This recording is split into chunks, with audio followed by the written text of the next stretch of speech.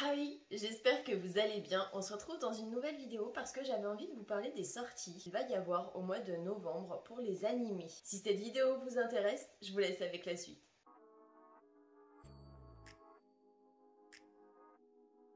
Pour une fois, il n'y en a pas énormément. Je vais pas dire limite contente parce que concrètement, de vous présenter 30 animés dans une seule vidéo, comment vous dire que pour vous ça doit pas être top et pour moi, que ce soit niveau tournage ou niveau montage, j'avoue que c'est assez complexe.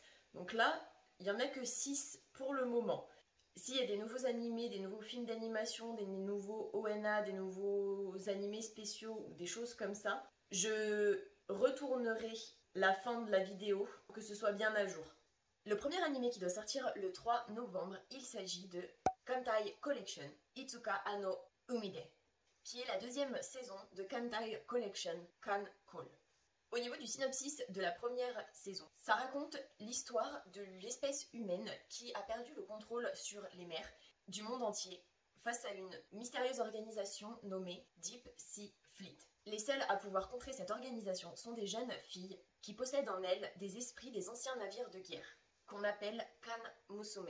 Toutes les Kan Musume vont être réunies dans une base pour vivre ensemble, se former ensemble et apprendre à faire équipe ensemble aussi pour les combats à venir. Quand il va y avoir une jeune fille qui va arriver et qui a apparemment un ancien esprit de navire de type Destroy.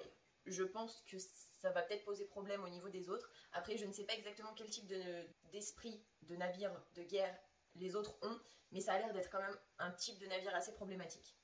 Le 4 novembre, il y a des ONA de l'animé Lookism qui va raconter l'histoire d'un jeune homme qui est dans un lycée totalement ordinaire, qui est malheureusement gros et laid, il se fait harceler et attaquer au niveau de son lycée, sauf qu'un jour il va se réveiller dans le corps d'un beau gosse, d'un beau garçon, d'un beau jeune homme. Comment va-t-il réussir à accepter son nouveau corps tout en essayant apparemment de fuir son passé ? Le 11 novembre, il y a le film d'animation Suzume no Tojimari, qui raconte l'histoire d'une jeune fille, Suzume, qui vit sur une petite île au niveau du Japon. Un jour, elle va faire la rencontre d'un jeune homme, d'un jeune vagabond, qui lui dit qu'il est à la recherche d'une porte. Suzume étant une jeune fille curieuse, elle va décider de l'accompagner et de l'aider à chercher cette dite porte. Et ils vont réussir à la trouver au milieu de décombres, dans un endroit totalement en ruine. Elle va être comme attirée par cette porte et va décider de la toucher, sauf qu'en la touchant, la porte va s'ouvrir et elle va s'ouvrir sur une multitude d'endroits au Japon, ce qui va causer plein de catastrophes différentes. Le 22 novembre, il y a un ou plusieurs épisodes spéciaux de Tonikaku Kawaii Seifoko, qui raconte l'histoire, de base en tout cas, d'un jeune homme qui est un petit peu spécial, on va dire ça comme ça, et qui par une nuit enneigée va découvrir une jeune fille.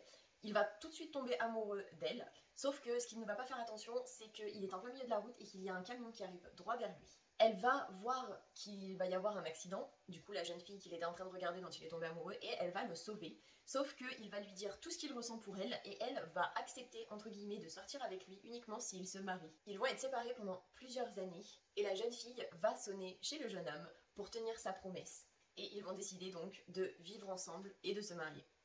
Le 25 novembre, il y a le film d'animation Moi, quand je me réincarne en slime, que j'ai vraiment hâte de voir, qui va raconter l'histoire de Rimure Tempest et de ses compagnons qui vont décider d'aller au royaume de Radza. Alors pour ceux qui n'ont pas vu Moi quand je me transforme en slime, c'est l'histoire d'un jeune homme qui va accidentellement mourir et au moment de sa mort, il va, sans le faire exprès, penser à des choses, et en fait quand il va penser à ces choses, il ne va pas s'en rendre compte tout de suite, mais il va être réincarné au moment de sa mort, pendant qu'il est en train de mourir, dans un nouveau monde, où il va se réincarner en slime. Sauf que tout ce à quoi il a pensé quand il va mourir, par exemple, il avait froid, il va dire « je ne veux plus avoir froid, je ne veux plus craindre le froid, j'ai mal, je ne veux plus être sensible à la douleur ».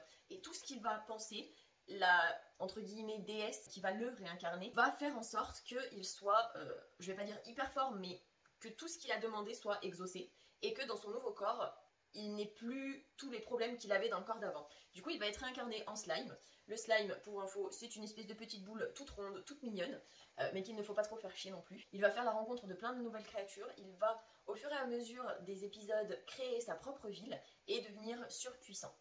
Le 25 novembre, il y a deux ONA de l'anime Harem in the Labyrinth of Another World. Il s'agirait apparemment de deux OAV qui sont dans le DVD et le Blu-ray de l'anime. Alors cet anime de base, c'est un jeune homme qui va être réincarné dans un nouveau monde, dans un aventurier précisément, qui va acquérir de nouvelles compétences, qui va arriver à faire de la magie, qui va avoir 2-3 petits pouvoirs quand même intéressants et qui va tout faire pour arriver à avoir une esclave.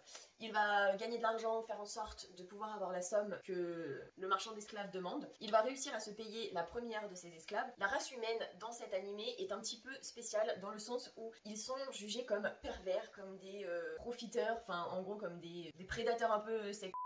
Et il va donner des habitudes à sa première esclave en lui disant par exemple le soir quand tu t'endors tu m'embrasses, le matin quand tu te réveilles tu m'embrasses, tu dors avec moi, on couche ensemble, on se lave ensemble, enfin il y a plein de choses voilà, et au fur et à mesure des épisodes il va arriver à avoir plus d'esclaves pour pouvoir aller dans les donjons tout simplement et level up. Sauf que c'est aussi un gros pervers, donc comment vous dire qu'en gros il va se taper toutes ses esclaves, sachant que je crois qu'il va en avoir 5 ou 6. Et voilà, c'était le dernier animé. J'espère que cette vidéo vous aura plu. Si vous avez passé un bon moment en ma compagnie, n'hésitez pas à liker la vidéo. J'espère en tout cas que ça aura pu vous donner des idées d'animés à regarder. Personnellement, il y en a beaucoup qui se sont arrêtés et il y en a beaucoup qui ont commencé au mois d'octobre. Je vous fais plein d'énormes bisous et je vous dis à la prochaine pour une prochaine vidéo.